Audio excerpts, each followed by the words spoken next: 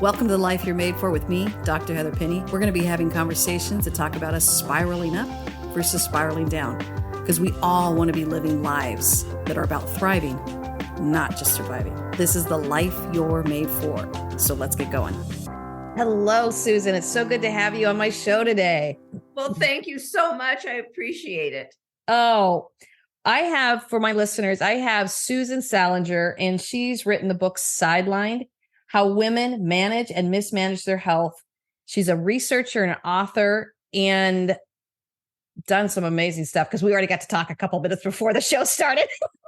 But what I want to do is just hand it over to you, Susan. And how would you like to introduce yourself to our audience? Oh, that's a good question. So I guess at first I have to say I'm a grandmother. I've got 4 grandchildren, so that I can't leave that out. Of course not. Excuse me, I've got a bad cough. I shouldn't leave that out. Let's see. I was in business with my husband for about 25 years. And then when I retired, which lasted 2 or 3 seconds, that was a horrible decision for me. So I went back to school and just took some anthropology classes. And one of the classes, I did a study on women who had hysterectomies. And so many of them had agreed to the surgery, even though they didn't really think they needed it. And that sort of just started my journey up with the book. Decided I wanted to write about this, because how do we as women make medical decisions? I really liked that question. And it turned out we do different things, many of which do us a disservice. So that was what I wanted to talk about. I can't wait to get into that, because many of you know, as my listeners know, that my research for my book, and I'll hold it up for the screen for those who are watching, The Life You're Made For, it's based on research where I was really studying what the social phenomena that social researchers are beginning to call it is women spiraling down at younger and younger ages. Yes. So, of course, I wanted to be a part of that conversation on how they can start spiraling up. So I used the 3 C's: clarity, confidence, and courage, just to remind women you can spiral up, and let me equip you and empower you. So that's really my coaching. It ended up not even just being a women's issue, but becoming a humanity issue. So I work with both men and women now. But what I was excited about is because one of the biggest blocks when I'm working with women particularly is their health. And it could be anything from weight to hormones to just not feeling good, digestion. So it doesn't matter how much I'm coaching them on their clarity. Their clarity that they're getting is, I don't feel good, Heath. Yes, right. So I guess that's where I want to start. Tell us a little bit about what got you into this field and what you're learning about women's health. Well, it was so interesting taking these. I took really medical anthropology classes. And as I'm sure you know, academics write for each other. So I was learning all of this good information about women's health. Yeah. And I mean, it was like a secret, it wasn't getting out there. So actually what I did is, as I said, I interviewed these hysterectomy women, and that got me going. And so I really got very interested in this decision process that as women we do or don't do. And so I interviewed about 50 women with different diseases, what I call women's diseases. I mean, I did, fibromyalgia, ovarian cancer, breast cancer, whatever. And so I found just a lot of things that women do. And just to tag on to what you're saying, one of the first things I found is that we put ourselves last when it comes to our health. Somebody a researcher did a study and gave women a list of 5 things and asked them to prioritize what they would take care of first. And of course, first we take care of our children. We take care of our pets, which, made me laugh. Third, we take care of elderly parents. Fourth, our significant others. And last, and I hope not least, was ourselves. Right. But I read studies where women who thought they were having a heart attack, this was a Canadian study, they laid in bed and didn't bother anybody because they knew their family or their husband needed his sleep. So they waited till the next morning, to go to the hospital. I mean, it's just amazing how excuse me, how many women put themselves last. Yeah. And I maintain, in terms of what you're coaching, is that it's really hard to live a well-balanced life if you don't feel good. Yeah. Yeah. Let's talk a little bit about that. What makes, I keep thinking about that airline ad of put the mask on of your kid first, right? Right. And most moms, they're not thinking that way. They're like, I'm going to pass out before I don't put my own kids' masks on first. But in the work that I do, particularly with women, because they tend to be more of the caretakers, it's the very first thing I have to say is, when's the last time that you kind of had what I call a me retreat or time to yourself? Because that's where you're going to find your clarity. I promise you, it's living in you. You can't access it when you're running, 20 miles or 200 miles per hour. And then you're also stepping into all the caretaking. So I guess I want to talk to a little bit about that. Do you think that's a society issue that has happened with us? Or do you think that's just more prone for women? Well, I think it's really a social cultural issue. Yeah. I mean, we're socialized to be the caretakers, to be the nurturers from as far back as I can remember. I mean, in my book has a chapter on medical history, which incidentally is really fun. It's not the most useful chapter in the book, but it's by far the most fun. But the medical history one? Yeah. I would love to hear more about that. Okay, we're going to circle back around to that one. Keep going. I don't know if I can do that one without notes, but I'll try.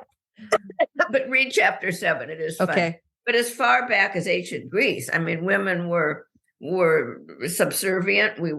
I think there's one society where matriarchy is predominant, and I'm not even sure about that. But this transcends cultures, women's subservience, women's lack of ability to take care of themselves. And, financially, we have less resources. Oh, you'll like this. We know doctors know less about women's bodies.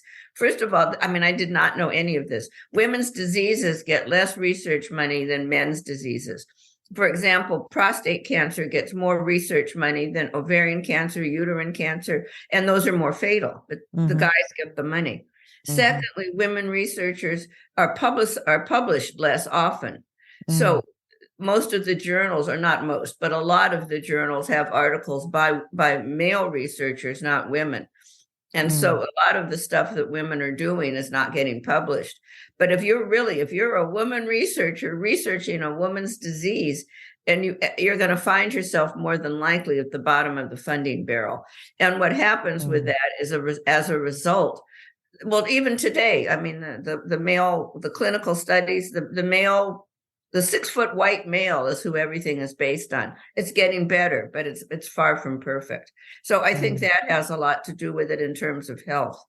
I kind of wandered off your question there, but no, I love it. It was a very, very robust answer, and I appreciated what I got to hear, because I have so many more questions after that. But it made me think of this thought too of Maria Shriver is really doing a lot of attention and focus on Alzheimer's, which I didn't even realize was more predominantly women disease. And she's saying the same thing. We need to give attention to this because it's really more women who are suffering from this, and we need to start asking why and start doing something about it. Yeah. And they don't know. Well, they don't know why with men either. To be, honest. It's a horrible and mysterious disease. But they're making some headway. They really are. Aren't they? Yeah. I've been reading a lot about it. Yeah, I just read an article, and it was scientific, and I can't remember without notes, but they're making some, it's slow. Don't get it is my advice. That's serious. Don't get it. Yeah. Eat your fruits and vegetables. It keeps coming back to that. Right. It does. Doesn't it? Yeah. What made you move into the medical realm? You don't have an MD, right? No. I was fascinated, but I am always been interested in medicine. Excuse me. Sure. I've always been interested in medicine. And when I was in these classes, I was amazed at the amount of stuff I was learning, because I thought it was pretty damn sophisticated. Well, little did I know. I didn't know that women put themselves last. Did you know that women get second opinions less often than men? I didn't know that. No. And as a matter of fact, we're beginning to catch up. I just read another article that said now we get more than men. But when I did my research, we don't want to question the doctor. We don't want to be rude. We're taught to play nice. Yeah. And that's still true. We hesitate to do it. So I learned all this stuff, and I thought, well, this is stuff women really need to know. This is definitely still true that we're misdiagnosed more often than men are. So, really? Oh my gosh, by like 20 to 30%. And if you're a woman of color, you're in the 30% category. White women have it a little more easy. That's not a good sentence, but you know what I mean. Yeah, no, I hear what you're saying. Yeah. It's not a good sentence because we're not proud of the fact that that's what the reality is. But it sounds like that's what the reality is. And we're really looking at how to start looking at the disparity.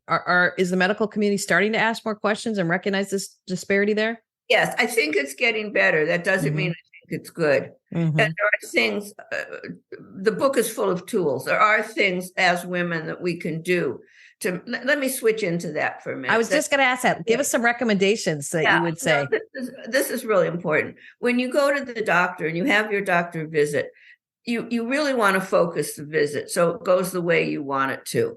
And the first thing I really recommend, seriously recommend, underscore that and put it in italics, is write out a list. Don't carry a list of your symptoms in your head. Write it out, put it in your phone, use an old-fashioned pencil. I don't care how you do it. But that list will really help you. If you're like me, you'll get so anxious that you'll forget everything you went in for. That's what happens to me. Yeah. And you really need to go down the list. And I was on the show with the doctor a couple of weeks ago, and she said she loves it when patients come in with a list because she looks at the list.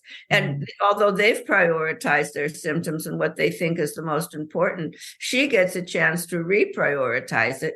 If she for example, she was saying that one of the patients had number 6 or something. He had a mole on his back. Well, that to her was the most important symptom in the list. So she was able to look at that first and take some time with it. Guy needed a biopsy, Wow.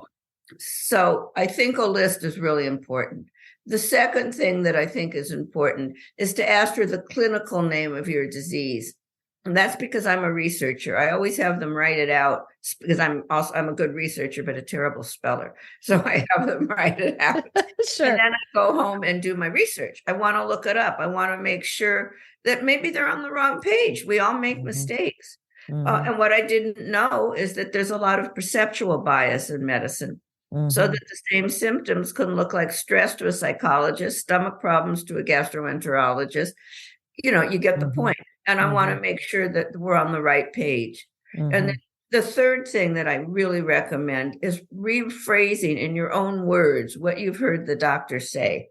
And that gives you a chance to make sure that you understood correctly. It gives the doctor a chance to confirm or, if necessary, correct what it is that you heard. And what's so fascinating, and this statistic will blow everybody away, I hope, but only 15% of women will tell the doctor when they don't understand something. So that means 85% of us leave the doctor's office without fully understanding what's been said. So that's why I really emphasize rephrasing and making sure that that not only that you heard that you heard correctly, but sometimes whether you're a doctor or a person, we all say things we don't mean to say. So maybe the doctor didn't say it clearly. Right. And it gives a chance for everybody to kind of come back together. So, and also last, and I think also important in this, I do this too, is I try to bring somebody with me. I get anxious when I go to the doctor and I don't hear. My daughter finally said, "Mom, I got to start coming with you because, you're blocking out." Yeah. So if you're like me, take somebody with you. But make a list. I want to go over it one more time. Make a list, get the name of your disease so you can check it out, and then rephrase what you hear. Those are the really important things. I love that, Susan. And if you don't mind, I want to add on to it, not research-based, but personal-based. Yes. But I was dealing with so much digestion issues, and I had an ND I was talking with, naturopathic doctor, and I had a DO I was talking with, and I would say build your team and make sure your team knows how to listen to you. I just said to the ND, I said, I'm in so much pain and I am in so much discomfort. I'm willing to try these things, but I need you to interface with my DO who can also give me he's a medical doctor. He can give me an antibiotic if I need it. And then I need you guys to respect each other.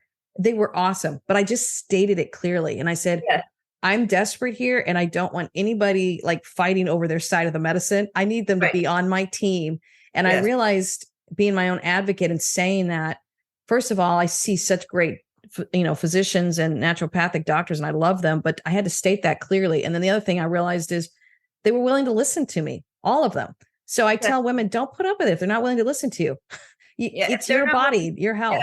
right? You got it. If they don't Yeah. listen to you, either say something and hope it changes. And if it doesn't, find another doctor. Right. Right. Absolutely. I won't And go. I have never yet really, well, once I was told it's all in my head. Or I wasn't even that. He would just dismissed me.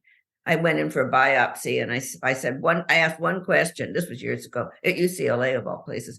And I don't remember what I asked, but it was one question out of a half-hour thing. And he said, why don't you leave the driving to us? I mean, I wanted to like, yeah, how insulting, right? Yes. So, and I think that's the other thing too. And my, as you talked about kind of an advocate or a buddy, my husband came in with me once and I remember he pulled aside a physician and said, we don't know what we're doing and we're willing to listen to you, but we need you to teach us and not shame us. Good. Yeah. Wasn't that an awesome, I mean, he just took the reins and he was advocating for me because I was dealing with actually a C-section. And to your point, oh my gosh, I'm trying to bring, birth a child and bring life into the world and my hormones are all over the place. And I can't take everything in. He not only was taking it in, but he was also willing to stand in the gap that says, change your attitude. And it was awesome. He came back in the room. He's like, okay, so completely shift the attitude. I look at my husband, I go, what'd you say to him? He goes, I just took him outside and said, listen, we need you to be on our team. And if you're going to shame us, we don't want to learn from you. But if you're willing to teach us, we're willing to learn. And I could see this shift happen in the physician's mind. And I think that's the other thing to all say is like, don't be afraid to tell them what you need in that moment, even if it's more of a social issue. You get to say that. Yeah, I agree completely. You have to remember, and I say this over and over again, it's your body and you've only got one. You know, you're going to get another one. Yes. You really want to take care of it and make sure that you choose people that you think are helping you take care of it. Yes. Oh, I love that. I'm so glad you went to the recommendations. I was going to go there, Susan. I'm like, what can you give our listeners after all this research? Give them the bottom line of what they can do. Well, it's important. And I think, and let me just keep going on that. Sure. The other thing I always want to know is what made them arrive at this particular diagnosis. It's really interesting. And here's my research coming out, but there's about 20, maybe 30, even 40,000 diseases out there. Those are the ones we know about. So you can imagine how hard it can be for a doctor to make a diagnosis. Many of them have share the same symptoms. Sure, if you break a leg and you go in with pain in your leg and it turns out to be broken, I mean, you don't have to be a brain surgeon to figure that out. But on the other hand, if you go in and you say, I'm tired and I have no energy and I have no appetite, that can fit, oh my God, 90% of everything out there. Yeah. So the doctor doesn't have a whole lot to work with. Yeah. So you really want to know what makes him or her, or should I say they, I guess. Yeah. What makes they, it's hard to come out, arrive at the particular diagnosis they did. And that gives you something to hang your hat on when you go home and research. And the other thing you want to ask is, what else could this possibly be? So now you have a couple of hats to hang on, so to speak. I love that. Yeah, I liked that too when I read it. It was not mine. I wish it was. As you read through this, I'm a researcher too. Which ones did really hit home for you with your own personal management of health? Well, my management of health was a little bit different from from the women I interviewed. And I don't know why. I mean, there was no reason. I'd stand up. You always know I'm in the room. I wouldn't, except for that one man who I just told you about. Yeah. I thought, I'm out of here. I'm just done. I'll never see him again. He was a biopsy person. I mean, the hell with him. Yeah. But generally, I would never let anybody get away with that. I really wouldn't.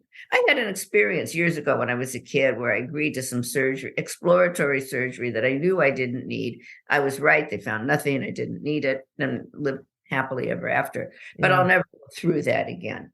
So I think, again, my health habits are, according to my own research, which I didn't know, are pretty good. But I think one of the things that really surprised me and fascinated me, frankly, and is going to be my next book, is the amount of shame women felt about becoming ill.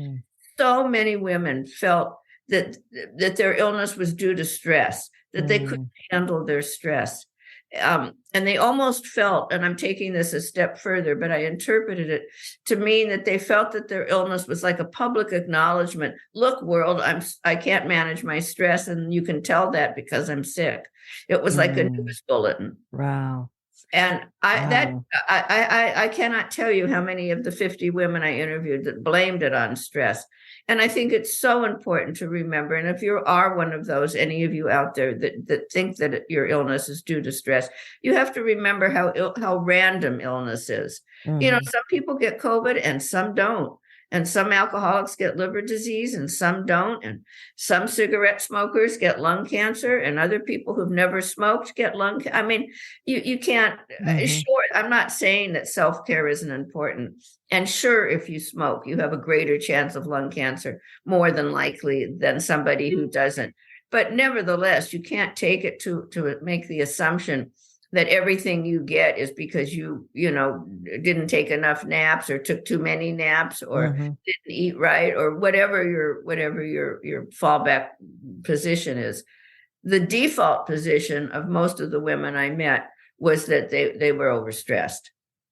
They just Interesting. Yeah. And they did something wrong that caused this health crisis instead of it just happened to be genetics. What they did wrong was their inability to manage things, because obviously if they could have managed things, they wouldn't have been sick, which is absolutely inaccurate most of the time. Yeah. Yeah. And correct me if I'm wrong, but it was even as 1800s, wasn't the label hysteria an actual official diagnosis for women's health? Yes. And I think that really the new today's code word for hysteria is stress, or it's all in your head, Yeah. Yeah. Take tranquilizers or antidepressants and depression too. And again, I have to say, women do suffer from depression and anxiety more than men do. So, and if you have one of those vague diseases, autoimmune, for example, for which there's not necessarily any definitive lab test, and the doctor says that they may be blowing you off, but on the other hand, they also may be right, because we do suffer more from anxiety. So it's a hard call for you. It's hard for the doctor to differentiate, and it's hard for you as well. I mean, of course, you don't feel good. I mean, right. It makes me think, how much I love my doctor, to be honest. But I went in probably 6-7 years ago, and my father just passed. So I'm emotionally grieving. Of course, I'm depressed, right? I'm sad.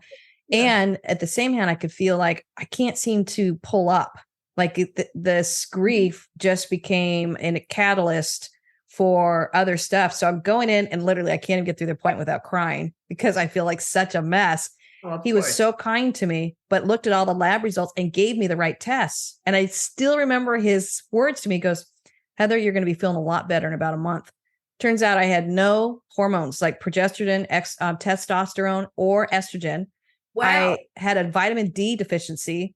I had a vitamin K. I mean, these are all things, think about it, that are connected to mood imbalance, right?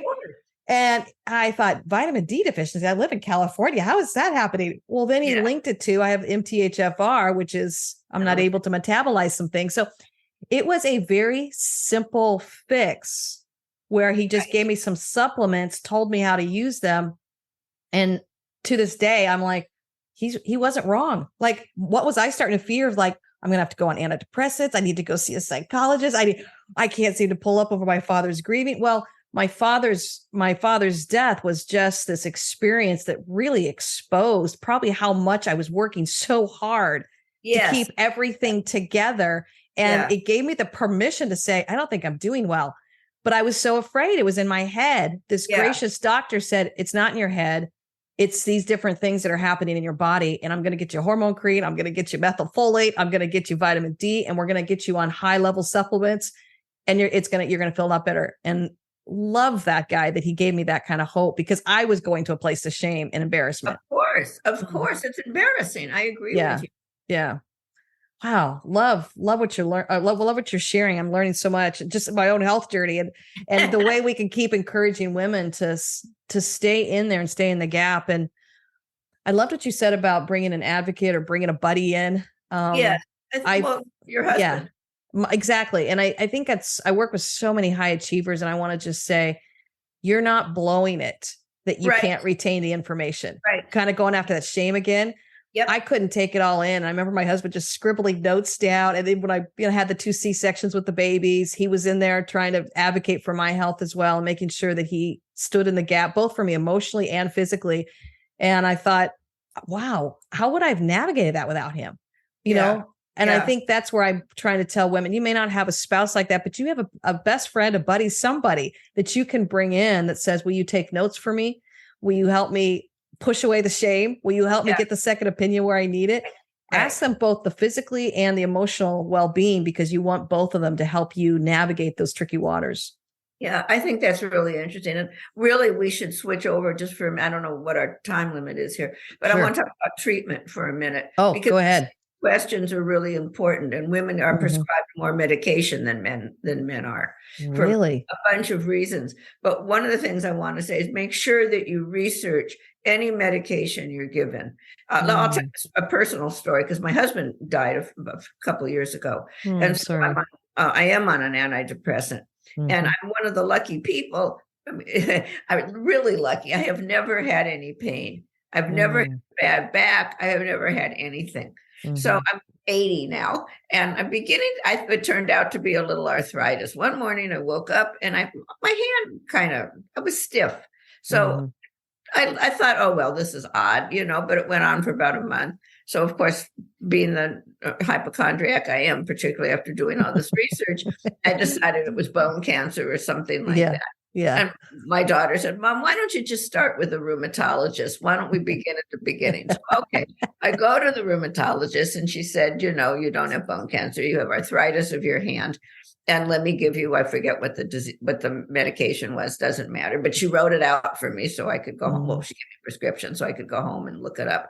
And I said, I'm on Lexapro for depression. Will there be any, interaction? And she said, absolutely not. No problem at all.